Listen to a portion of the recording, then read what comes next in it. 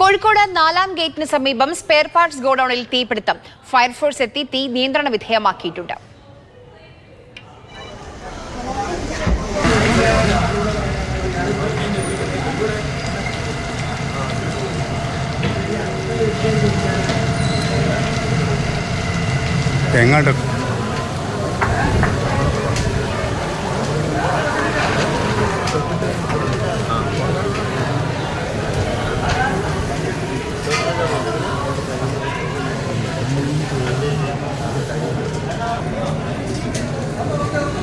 KV Rahul വിവരങ്ങളുമായി നമുക്കൊപ്പം ചേരുന്നുണ്ട്. രാഹുൽ, വലിയ തീപിടുത്തമായിരുന്നു, നിയന്ത്രണ വിധേയമാക്കിയിട്ടുണ്ടെന്നുള്ളത് ആശ്വാസം. എങ്ങനെയാണ് തീ പിടിച്ചത്?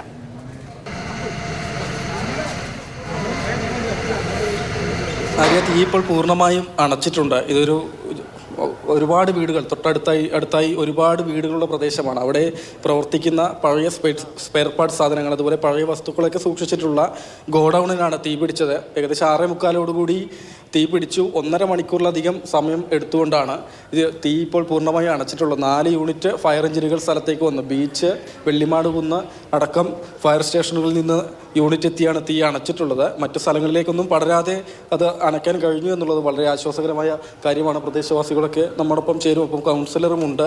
ഇത്രയും നിരവധി വീടുകളിലെ സ്ഥലത്ത് ഇതുപോലെ ഒരു ഗോഡൌൺ പ്രവർത്തിക്കുന്നു. അവിടെ തീപിടുത്തമുണ്ടാകുന്നു. എന്തൊക്കെയാണ് സംഭവിച്ചത്? ഇവിടെ തൊട്ട് അടുത്തുള്ള അയൽവാസിയാണ് ഇത് ആദ്യം ശ്രദ്ധയിൽപ്പെടുത്തിയത്. റെസിഡൻസും നാട്ടുകാരൊക്കെ ഇടപെടുകയും അതേപോലെ ഫയർഫോഴ്സിന് സമയോചിതമായ ഇടപെടൽ കാരണം തീ വളരെ പെട്ടെന്ന് എന്ന് പറഞ്ഞാൽ ഒരു 1.5 മണിക്കൂറിനുള്ളിൽ നിയന്ത്രണ വിധേയമാക്കാൻ സാധിച്ചു. അതിൽ അവർക്ക് നന്ദിയും പറയണം. പിന്നെ ഇങ്ങനെയുള്ള ഒരു റെസിഡൻഷ്യൽ ഏരിയയിൽ ഇത്ര ഒരൊറ്റ വീടിന് മാത്രം തീ പിടിച്ചതിൽ അവസാനിച്ചതിലും എന്താ പറയുക, ഒരു ആശ്വാസമുണ്ട്. ഇത്രയും തിരക്കുള്ള സ്ഥലത്ത് ഇങ്ങനെ ലൈസൻസ് ഒക്കെ ഉള്ള ഒരു കെട്ടിടമാണോ ഇത്? ഗോഡൌൺ ആണോ? ഇതേ രീതിയിലുള്ള ഒരു സ്ഥലത്ത്, അത് റെസിഡൻഷ്യൽ ഏരിയയിൽ ഇതുപോലുള്ളൊരു ഗോഡൌണ് അനുമതി ഉണ്ടോ എന്നുള്ള കാര്യം അറിയില്ല. നമ്മുടെ കോർപ്പറേഷൻ നിയമം അനുസരിച്ച് സാധ്യത ഇല്ല എന്നാണ്. പ്രദേശവാസികൾ വലിയ ആശങ്കയിലായിരുന്നു അല്ലേ? അത് കൂടുതലായിട്ട് പ്രശ്നങ്ങളൊന്നും ഇല്ലാതെ അവസാനിച്ചു. നിങ്ങൾ റെസിഡൻസിൽ ഇങ്ങനെ ബന്ധപ്പെട്ടതിനെ പറ്റി അവതരിപ്പിച്ചിരുന്നില്ല. ഇവിടെ അല്ലാത്തതുകൊണ്ട് തന്നെ എന്താണെന്ന് സംഭവിച്ചെന്ന് അറിയില്ല. അത് ഇത്രയും സാധനമുള്ളതെന്ന് ആയിരിക്കും അത്ര അറിയില്ല. പിന്നെ അങ്ങനെ അതിനെപ്പറ്റി പല പ്രാവശ്യമായിട്ട് പിള്ളേരോട് ഇങ്ങനെ അവതരിപ്പിച്ചിട്ടുണ്ട്. ഇവിടെയുള്ള ആൾ തന്നെയാണ് അതിൻ്റെ ഉടമയും?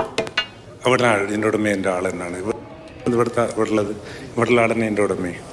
എന്നെ ബന്ധപ്പെട്ടവർ പലരോടും എന്നോട് പറഞ്ഞിരുന്നു ഇതിൻ്റെ അകത്ത് ഇത്രയുള്ളതെന്ന്. ഇപ്പോൾ ഇത് സംഭവിച്ചപ്പോഴാണ് അറിയുന്നത് ഇതിൻ്റെ അകത്തുള്ള സാധനങ്ങൾ എന്താണ്. പുള്ളിയോട് അവതരിപ്പിച്ചിരുന്നു ഇങ്ങനെയാണ് കാര്യങ്ങളൊക്കെ ഉണ്ടാകും, ബുദ്ധിമുട്ടാണ് ഇങ്ങനെ കണ്ടത്. ഇനി ലൈസൻസ് ഉണ്ടോ അതിനെപ്പറ്റി ശരിക്കും അറിയില്ല. അതിനെപ്പറ്റി ഉണ്ടാകാൻ ചാൻസ് കുറവാണ്. കോർപ്പറേഷൻ വ്യതിയാനം സാധനങ്ങൾ ഇങ്ങനെ കൂട്ടിയിടുന്നതിലൊരു റിസ്ക് നേരത്തെ ചൂണ്ടിക്കാണിച്ചിരുന്നതാണല്ലേ? പറഞ്ഞിരുന്നു ഇങ്ങനെ ഇവിടെ പുറത്തെല്ലാം കണ്ടപ്പോൾ ഇങ്ങനെ അത് നല്ല റെസിഡൻസിൽ നിന്ന് സംഭവിച്ചാൽ ബുദ്ധിമുട്ടാണെന്നുള്ള പുള്ളി അവതരിപ്പിച്ചിട്ടുണ്ട്, പറഞ്ഞിട്ടുണ്ട്. റെസിഡൻസിലുള്ളവരെല്ലാം പറഞ്ഞിട്ടുണ്ട് അതിനെ പറ്റിയിട്ട്. ഇനി എന്തായാലും ശ്രദ്ധ കൂടുതലുണ്ടാവും. തീർച്ചയായിട്ടും ഉണ്ടാവും. എൻ്റെ റെസിഡൻസിൻ്റെ വയസ്സിലും കൗൺസിലർ വയസ്സിലൊക്കെ അതിനെ പറ്റി ഇതുണ്ടാവും തീർച്ചയായിട്ടും. Okay, thank you. ഏതായാലും 2 നില കെട്ടിടമാണ്.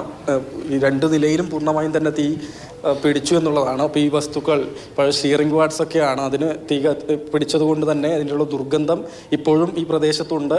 കടുത്ത പുകയാണ് മുകളിലേക്ക് ഉയരുകയും ചെയ്തത്. ഹുസൈൻ എന്ന ആളുടെ ഉടമസ്ഥതയിലുള്ള ഗോഡൌണാണ്. നേരത്തെയും ആളുകൾ ഇത് സംബന്ധിച്ച പരാതികൾ, ഇത്രയും തിരക്കേറിയ വീടുകളൊക്കെയുള്ള സ്ഥലത്ത് ഈ സ്ക്രാപ്പ് സാധനങ്ങൾ കൂട്ടിയിടുന്നത് അപകടത്തിന് കാരണമാകുമെന്ന് ചൂണ്ടിക്കാട്ടിയതാണ്. പക്ഷേ അതിൽ മതിയായ കാര്യങ്ങളൊന്നും പിന്നീട് ഉണ്ടായില്ല എന്നതാണ്. കെട്ടിടത്തിൽ മുഴുവനായും സാധനങ്ങൾ സൂക്ഷിച്ചതാണ്. ഇപ്പോൾ ദൃശ്യങ്ങളിലേക്ക് പോകുമ്പോൾ കത്തിയ സാധനങ്ങളുടെ അവശിഷ്ടങ്ങളൊക്കെ കാണാൻ കഴിയും. 1.5 മണിക്കൂറിലധികം സമയമെടുത്ത് ഫയർഫോഴ്സ് രാഹുൽ KV ആണ് വിവരങ്ങൾ നൽകിയത്.